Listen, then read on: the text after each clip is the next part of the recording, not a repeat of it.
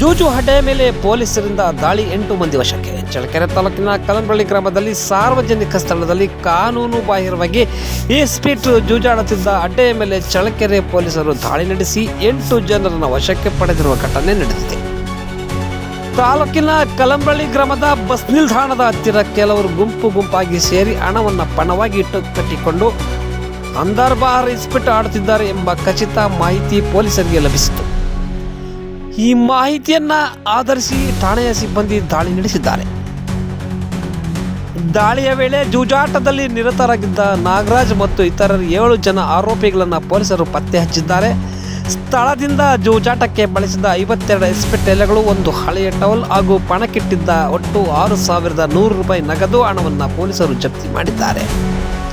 Challakere police ಠಾಣೆ CPC ಶಂಕರಣ್ಣಕ್ಕೆ ಅವರ ನೀಡಿದ ದೂರನ್ವಯ ಠಾಣೆ ಪಿಎಸ್ಐ ಹೀರೇಶ್ ಅವರ ನೇತೃತ್ವದಲ್ಲಿ ಪ್ರಕರಣ ದಾಖಲಾಗಿದೆ. ಮುಂದಿನ ಕಾನೂನು ಕ್ರಮ ಜರುಗಿಸಲಾಗಿದೆ ಎಂದು ಪೊಲೀಸರು ತಿಳಿಸಿದ್ದಾರೆ.